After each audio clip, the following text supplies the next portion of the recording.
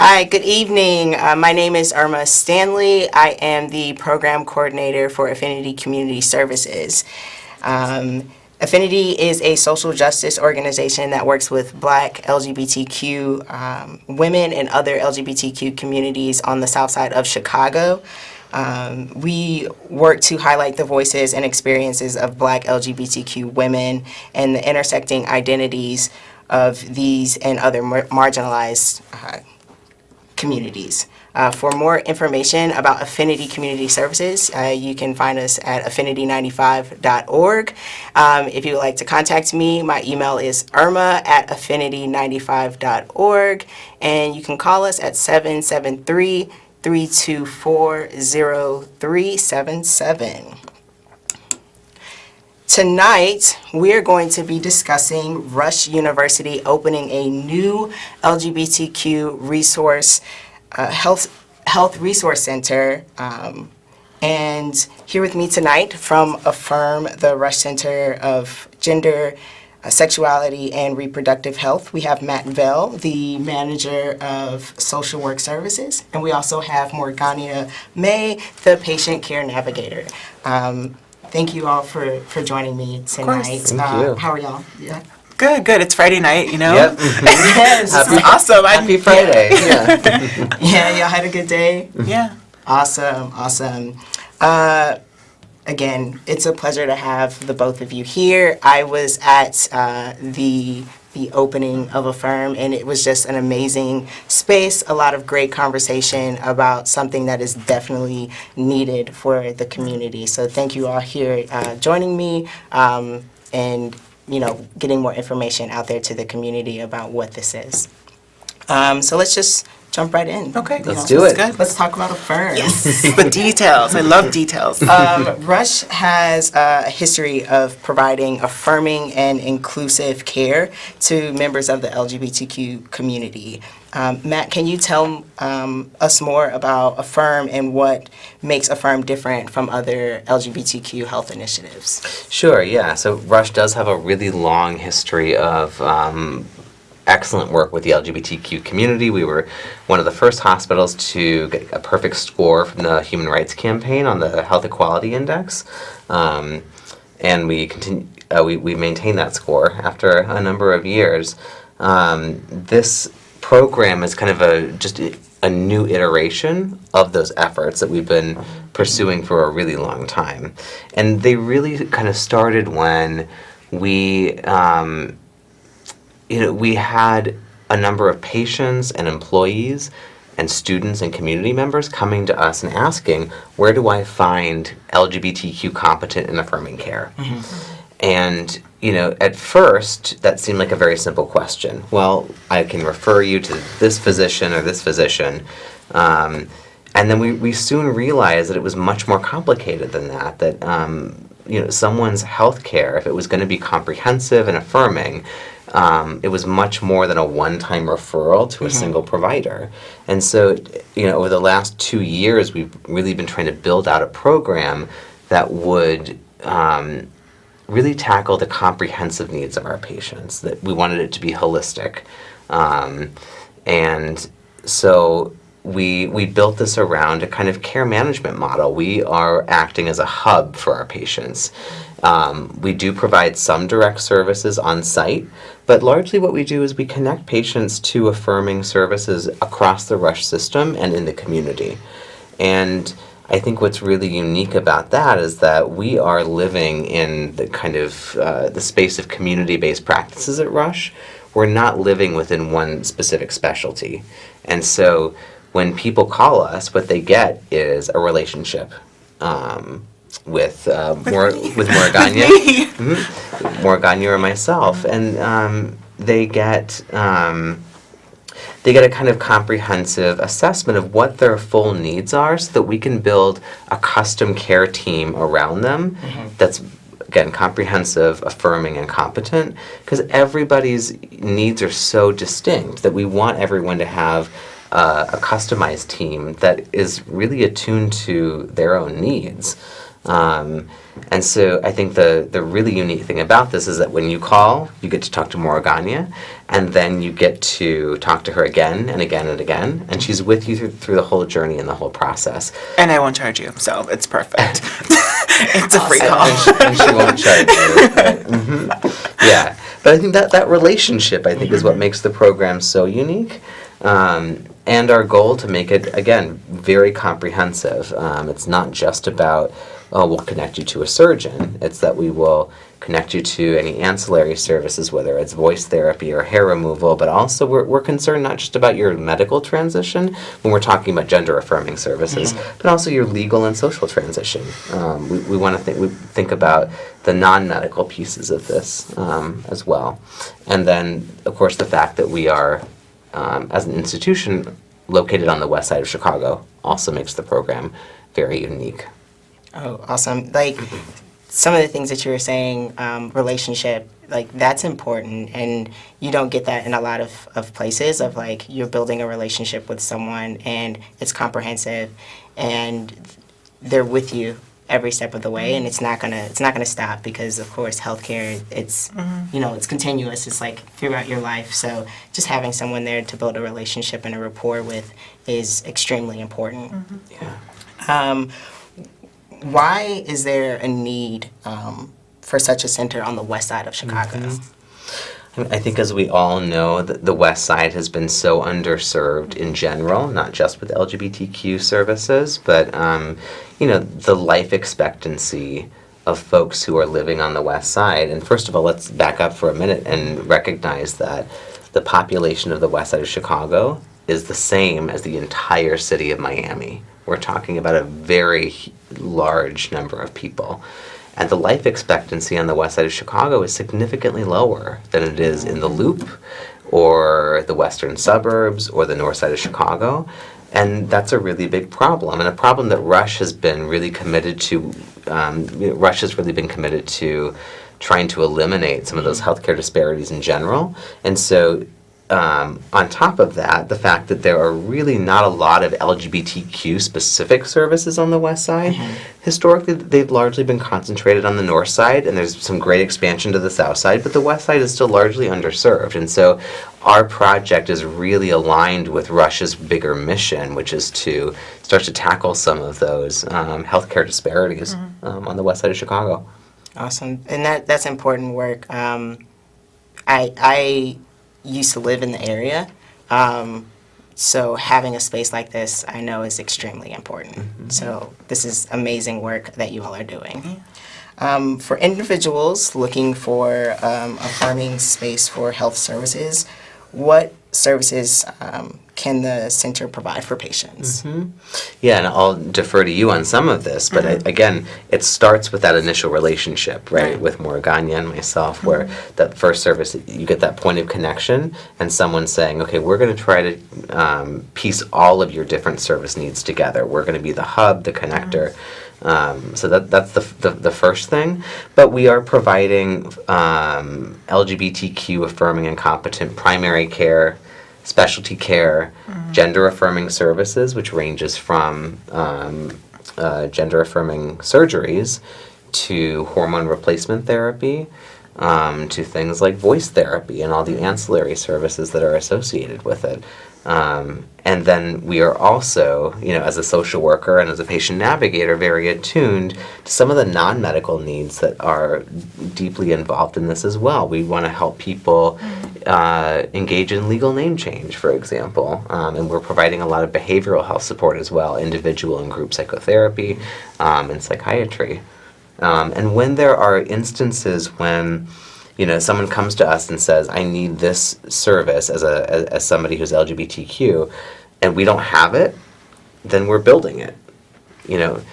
That might mean connecting people to services that already exist. It might mean training up some staff at Rush who need a little bit of extra support to be able to provide those competent services, or it may mean hiring new providers altogether. Yeah, And I have something to add, actually. Please. So like Matt mentioned, we do have like all the encompassing of, a lot of those services like endocrinology, hormone replacement therapy. But I've even had to connect patients with like physical therapy. Patients who have had, misfortune or something to happen to their body physically and need that support there. And I've had to go into Rush and look for resources to find and connect them with someone specific who's going to work with them and also be affirming to them, them themselves as patients. And that's kind of my goal, is to make sure that anything that Rush has to offer, I'm offering to anyone who calls me on the phone. It can be anything.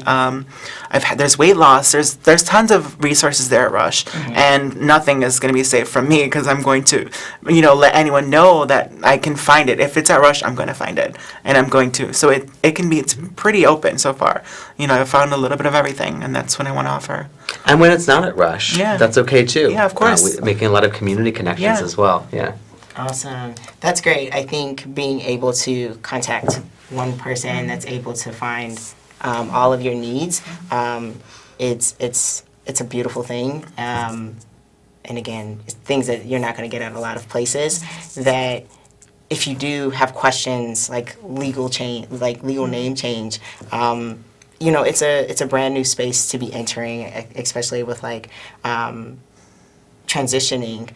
You don't know what that is, because it hasn't been a lot of talk about it. So when you're able to go to a place and get those answers, and all of your answers, it's a great thing.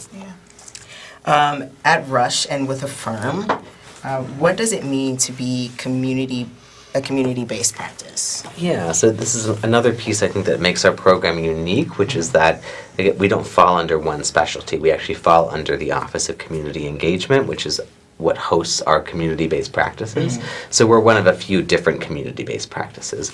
And to me, what that means is that we, as a hospital, are not coming into the West Side and saying, this is what LGBTQ people need, and we're going to provide it. It's about partnership, because there are folks who are on the West Side already doing incredible work. And so we want to elevate their work, but also be informed by their work, because Rush as an institution, we do not know everything. And so we want to be informed by the people on the ground about what the needs are and what we can do to better support the work that's already going on, which I think is really important. Awesome. Within the LGBT community, we understand the importance of the places we go for services, having staff that reflect who we are. Why is it important for Affirm to hire within the community, and what does that look like at Affirm? Yeah, so do you want to start? Sure. Go ahead. Yeah. Being as I was raised and born in Pilsen, the West Side, which is super close, to Rush, it's been very important for me to be there. And growing up, that was the hardest part, is trying to navigate my own healthcare, with a space that's going to be affirming to who I was. So the fact that Rush is there and it's so close, again, it's serving the population that has been underserved for such a long time. So that's very important. Growing up, I've had to go up to North, because that was so far the only place that I could find. So the fact that it's expanding and hopefully opening doors for many other places to kind of follow suit. So. And I would say when we were kind of starting this program, it was really started by a group of, myself included, very well-meaning, cisgender people who were really wanting to serve the whole LGBTQ spectrum, but especially the trans community on the West Side. And we wanted to, for the sake of our patients, first of all, have folks where we wanted to privilege lived experience over credentials, because I think that trans people have been locked out of working in healthcare for so long, for so many reasons, right? But lack of credentials was something that I think kept people locked out, and we decided that we really wanted to privilege lived experience. That this is what we were wanting to pay for. We wanted to pay people to bring their lived experience to the table, because it would benefit the patients. And getting back to being a community partner, where we don't want to assume that we know what the needs are. We wanted people from the community to come in and tell us, and talk to our patients about what the needs were. And then on top of that, it's workforce development, because if we are really committed to serving this community, then we can't just serve them as patients, but we have to put our money where our mouth is, and we need to hire from within the community as well. That's really important, and it takes a concerted effort, because if you just go through the main channels, all of these systemic issues that have locked people out of healthcare, from working in healthcare, are there. So you have to make a concerted effort to bring those folks into the fold. And so, I think our goals, again, trying to tap into our cis and sometimes white privilege, was to we need to elevate the voices of trans people of color in this space. And again, put our money where our mouth is. It's not just about serving folks. It's about bringing them into the fold, part of the conversation, and making them a part of our teams. Yeah, and honestly, I think that's what makes me kind of super valuable, is the fact that I've had that lived experience, as a trans woman and someone from the West Side. I can better serve my community with my lived experience, like everyone's mentioned, so I find that super empowering for me and for the folks that I get to talk to, so I'm one of them. I'm basically one of them.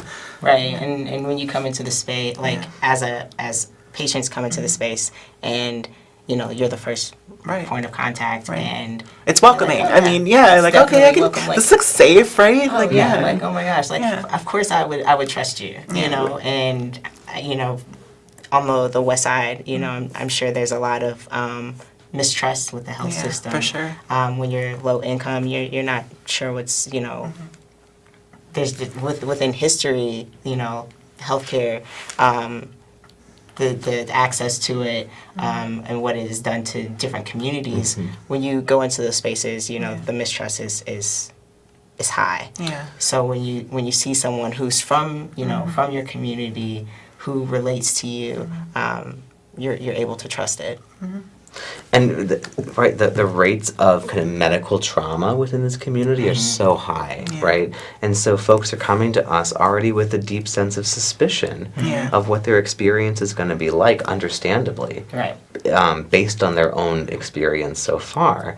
And so how do we create a new kind of experience for them in healthcare? That takes a lot of very intentional work to do that. You can't just be friendly. Right. It takes way more than that. To undo that kind of damage takes a lot of work. Yeah, and it definitely sounds like Rush is prepared and ready to do the work. Because when you don't trust something, it's a lot of work on the side that lost the trust. Yes. To rebuild it. Right. Yes, absolutely. And bringing people in who can understand, who is like, okay, I'm gonna work with you to help build this trust with my community. And so when I saw your title, I was like, oh, okay, what is a patient care navigator? I know. That is completely new to me. Yeah.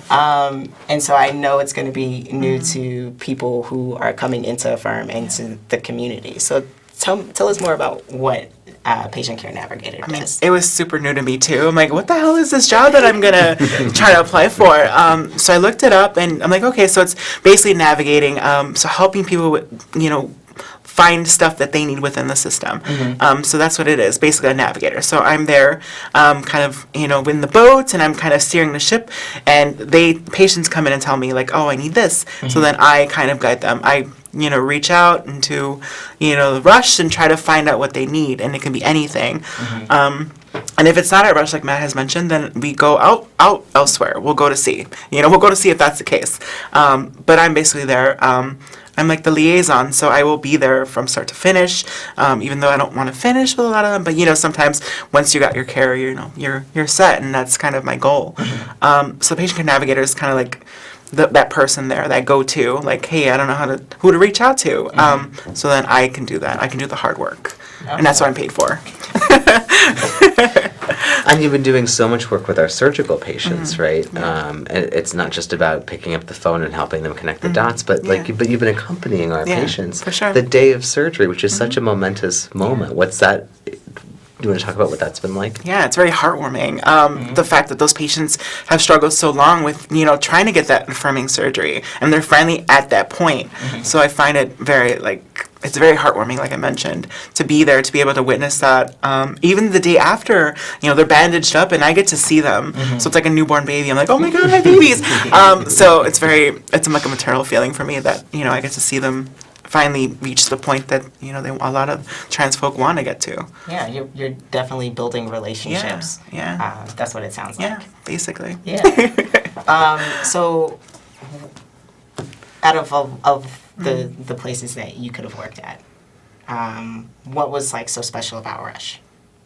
Well, my mother worked here way before when none of this was even, in existence. We're talking like 90s when, trans stuff was still kind of taboo. So that was like, okay, cool. I can finally come back. My mother worked here for so long. She retired. And then I can kind of set, the new wave of, acceptance and, be a part of that. And I think that was something that was really important to me. When I saw the listing for Rush, I'm like, wow, this is full circle. Yeah. And my mom worked here. I'm like, maybe this is a sign. Maybe I should apply. And so I did. And yeah, it's been super not overwhelming. What's the word? Just welcoming. And, I grew up pretty much at Rush. My mom worked there. So I'd have to, come over and, hang out when it was too early to go home by myself. So it was pretty much, I grew up at Rush. You were like, I remember this Yeah, building. the building no longer is in existence with our new stuff. So like that. yeah, I'm like that's like the haunted house that the new haunted house Rush has.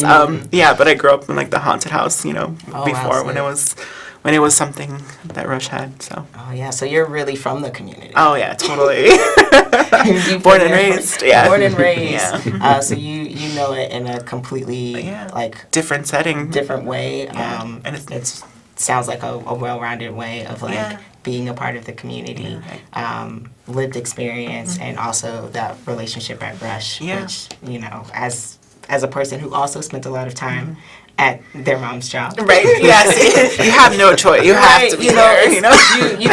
You form a relationship with the place, Right. and it's like coming home. Yeah. So I completely understand that. So that's exactly what it is. What has been the most rewarding part of being a patient navigator?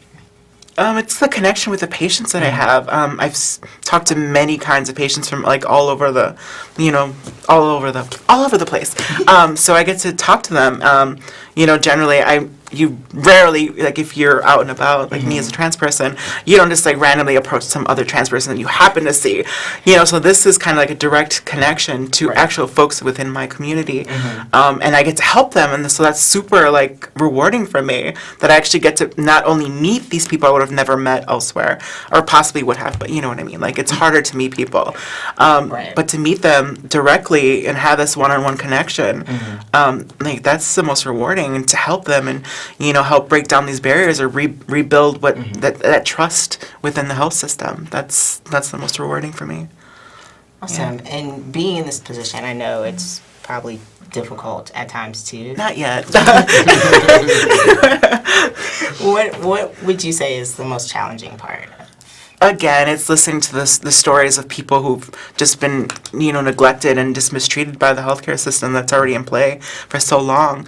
I was there as well. I've been there, and I think it's kind of the story within a lot of the people in our community, that we face all these disparities, and it's just now is the time to kind of fix that. But that was the hardest part, is hearing these people who had this system in play but just were just mistreated.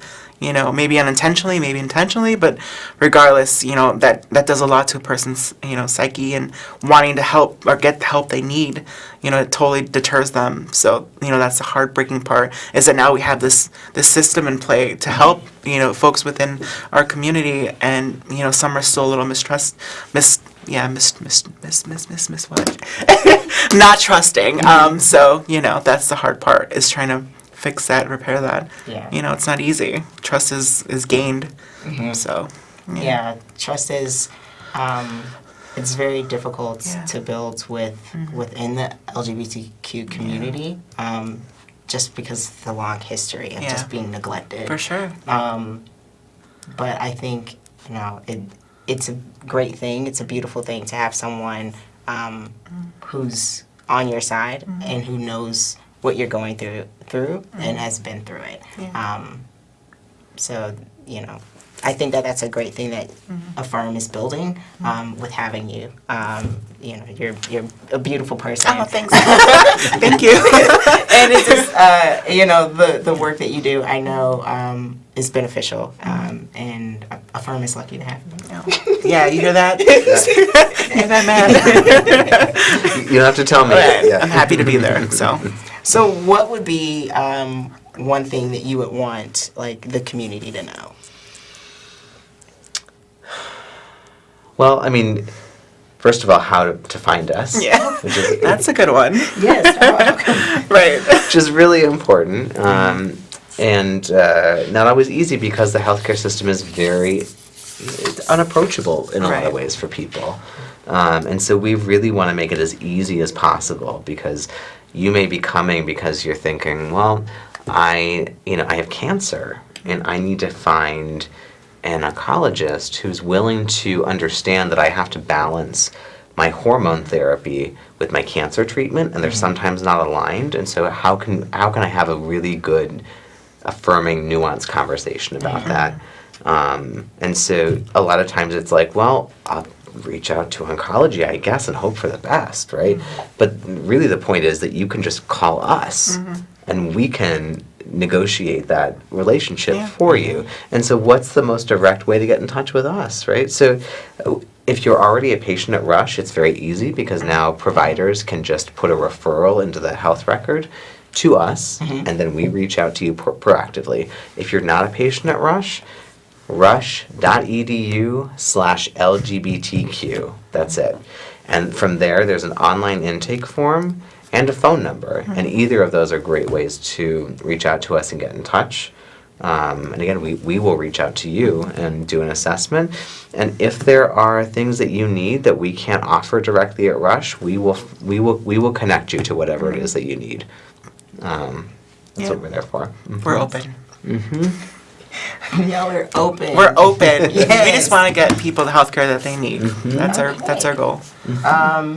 Is there anything that we missed? What did we miss? I'm a Taurus. I'm single. What else do we miss? I don't know. I think this is fantastic for me as a person on the from the west side. You know, I wish I would have done a lot sooner, but it is what it is, and we can reach a lot of people this way. You know, so. And this is a very iterative process. So we've started this process, but we are still trying to be in communication with the community to figure out how to continue to build this out, right? So we will be working on building out a community advisory board to help direct where we're going in the future. But this is just the beginning, and we are going to continue to be engaged with all of our community partners and with our patients to figure out what does this need to be? What do we want this to be? What do we want it to look like? Do we want more co-located space? Are you looking for more clinic time? What are we looking for, more support groups or community programming? Right. We're just at the very beginning. We're launched now, and that's great. And we have so many more conversations to have to drive this forward with our community partners and our patients. So I think that's kind of the point. We need to have those conversations. We need those people to be more involved, with us to kind of get that started to keep going forward. Okay. So I think that's important. We can tell the viewers one more time about how to find you all. Yeah. So rush.edu/LGBTQ. And so there'll be a phone number on that site and an online intake form that you can fill out anonymously, and we will then reach out to you proactively within 2 business days to assess what your needs are. All right. Thank you again for being here with me. Thank you so much. This has just been a wonderful conversation with the two of you. And thank you all for tuning in. Remember, Affinity hosts this show the 4th Friday of the month at 6:30. We discuss issues and topics related to LGBTQ individuals, but also intersectional issues to do with race, gender, and other identities as well. If you would like to know more about Affinity, you can find us at affinity95.org. And thank you again for joining us. Have a wonderful weekend.